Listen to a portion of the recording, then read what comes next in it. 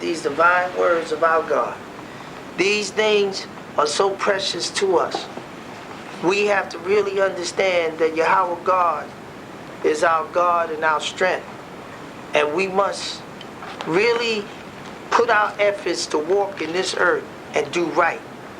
We must put aside the anger of our heart, and we must do the things that pertain to eternal life. Yahweh God love us, let us love him more. Our lesson, as always, beginning with the reading of a portion of the Torah in Hebrew, and then commencing with a lesson in the prophecy. We know, and we should know after many lessons that have been given, we are the chosen people of Yisrael. Yahweh God is telling us many things. And even we, like I said, looking from the new to the old, where it was never stated by Yahweh God himself that one was old and one was new. It was inserted by man. But let us start at Isaiah 45.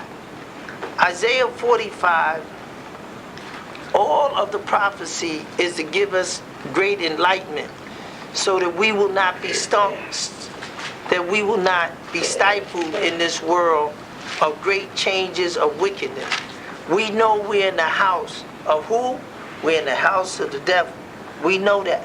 And if we don't know that, don't worry about it. He has every intentions of allowing us to experience that we are truly in the house of the devil. So let's hold 45, same of Isaiah, and let's go to 46. 45, let's go to 44. In verse 44, and we're from 45. Let's go 45, 44. Okay, of Isaiah chapter 44. Oh, you said 45. Okay. I just want to make clear that I want to do a cross comparison of that Yahweh God is saying very beautiful things concerning us as a people. And we must search these things out to make sure that it is absolutely true. So we at Isaiah, 44. We're going to deal with Isaiah 44, 42, and 45. So let's go to 42 first of Isaiah. It's in the same line. What it says, starting at verse 1. What chapter? Okay, we're going to start at Isaiah chapter 42, verse 1. Behold my servants, whom I uphold, mine elect, in whom my soul delighted. I have put my spirit upon him. He shall bring forth judgment to the Gentiles. Okay, now, the thing about it is that Yahweh, it said, behold my servant. See, Yahweh only had one servant. See, the thing is, and then Yahweh said, whom I uphold, my elect. See, Yahweh only had one elect. He only had one elect people. To prove that, let's go to Isaiah, same chapter, 45. See, so we will know that Yahweh only had one people that he elected. He didn't, if Yahweh God elected everybody, then it would be hard to discern who he was talking about. Let's go to Isaiah 45, verse 4. What does it say? For Jacob my servant's sake, and Israel mine elect, I have even called thee by thy name. I have surnamed thee, though thou hast not known me. See, do we know Yahweh? No. We don't know him. But he has named us anyway, and we are his what? Elect. We are the elect of God. It says right, he says, and Israel, what? My elect. We are the chosen of Yahweh. Who he said, for Jacob my servant. It says, sake, and Israel my elect. As it says over here, he says, behold my servant whom I have uphold, my elect, and whom my soul delighted. I have put my spirit upon him, he shall bring forth judgment to who? The Gentiles. Who's a Gentile? Anyone that's not an Israelite. So Yahweh is showing you your mission. Your mission is to bring judgment. You understand what I'm saying? So you can only bring judgment in Zadik, righteousness, in keeping of the Torah. You can't be corrupt yourself and bring judgment against those that you're like yourself. When the wicked brings what? Judgment against the wicked, then it offsets and gives them a house of unbalance. The righteous brings judgment against the wicked, because the wicked is against that which is right. So Yahweh God is telling us, and he's saying that these things that we have, it is our duty to bring judgment against the Gentiles. And it goes on even in the book of Psalms, and it tells you that's your lot. Your lot. And let me read. It's starting at Psalm 149. Okay. Starting at verse 4. For Yahweh taketh pleasure in his people. See, Yahweh only had one people. See, he will beautify the meek with salvation.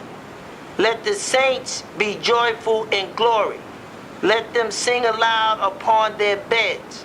Let the high praise of Allahayimah be in their mouths, and a two-edged sword in their hands, to execute vengeance upon the heathens, and punishment upon the people, to bind their kings with chains, and their nobles with feathers of iron, to execute upon them the judgment written.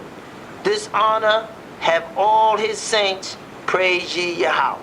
See, we're the saints of Yah. We're the people of Yahweh. This is our honor to bring judgment onto the heathens as it has been written. So when you read this book, know the truth. That's what? Psalm 149 from verse 4 to 9. So let us go back to Isaiah. Let's go to Isaiah 44. Okay, 44. Verse 44.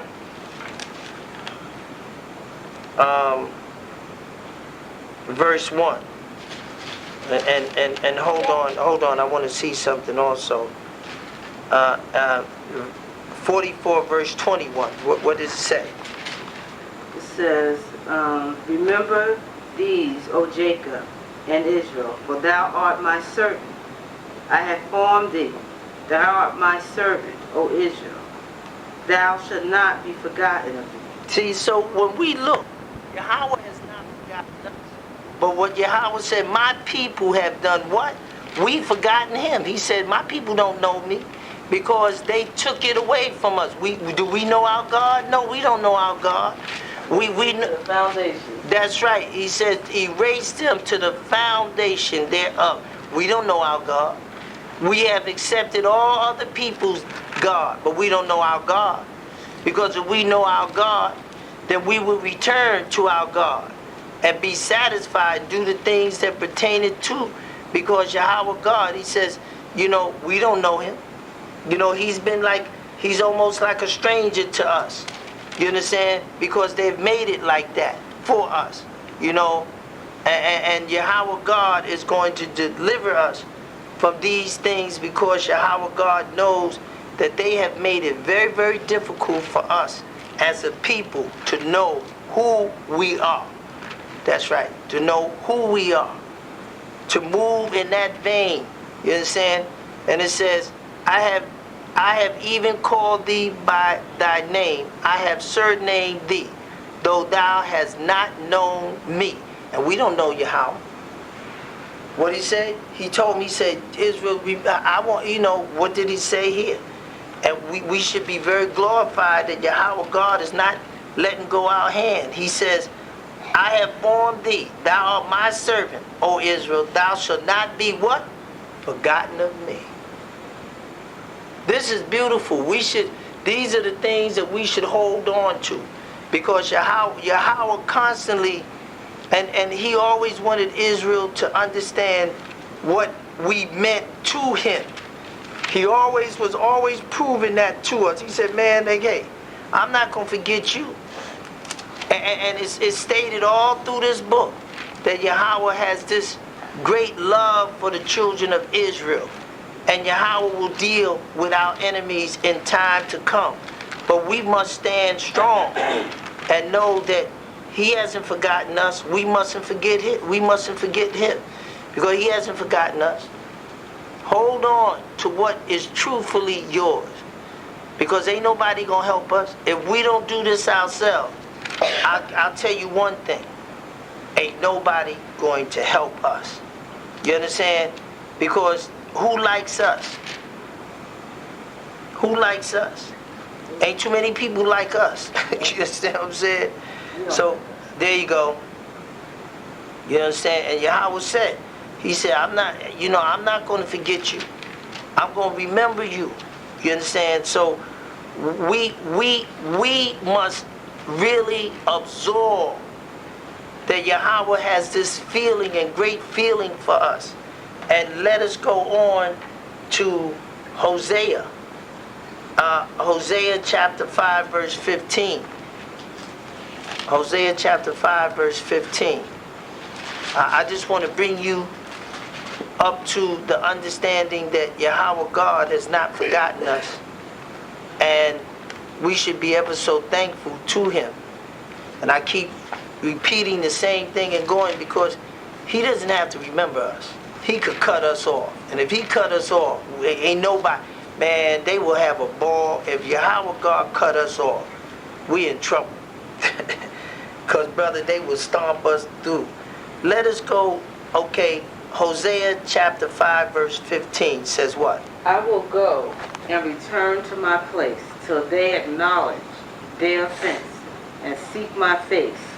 In their affliction, they will seek me early. Yeah, see, Yahweh God said that, that he had gone to his place till they acknowledge. We have to acknowledge our transgression. That's why he says, and there he said, except you accept of this punishment. See, in Leviticus, he said, you have to accept. This is a punishment. America is a punishment for you. You have to accept this punishment. You have to acknowledge that you've been wrong. We've been wrong. We've done wrong towards our God. And then what does he say in Isaiah 48? Yeah, see, we've been wrong. This is a punishment that we have to accept. The humiliation. And they humiliate us too, man. I'm trying to tell you. They say every nasty thing concerning us. Oh, they ain't no good. You know what I'm saying? You forget about slavery. That's right. Forget about it. They will always humiliate. Let's go Isaiah verse 10. What does it say? Behold, I have refined thee, but not with silver. I have chosen thee in the furnace of affliction. So Yahweh God, see, we're coming back in the furnace of affliction. That's right. That slavery, man, that they did to us, that was an affliction.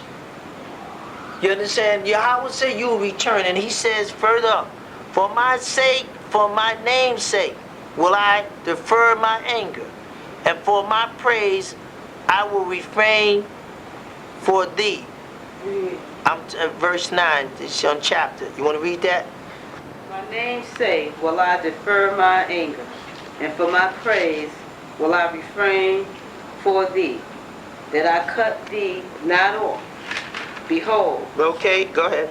I have refined thee, but not with silver. I have chosen thee in the furnace of affliction. Yeah, see, we've been chosen in this affliction. Why?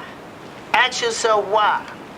You see, these are the questions that we must ask ourselves. Why? Why did Yahweh God say that to us? If we go further up there, let's go starting at verse 8 of Isaiah 48. Let's start at verse 8. What does he say? Yea, thou heardest not. Yea, thou knewest not. Yea, from that time that thy ear was not open, For I knew that thou wouldest deal very treacherously, and was called a transgressor from the womb. Wasn't he called a transgressor from the womb? Oh yeah. He was called Jacob, a transgressor. He was called a transgressor from the womb, a supplanter. You understand what I'm saying? So the thing is, his name, Jacob, was a supplanter.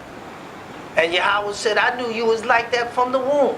And he goes down and said, for my name's sake will I defer my anger. He said, well, for my name's sake, not for you, but this for my name's sake. I'm gonna act like this didn't happen.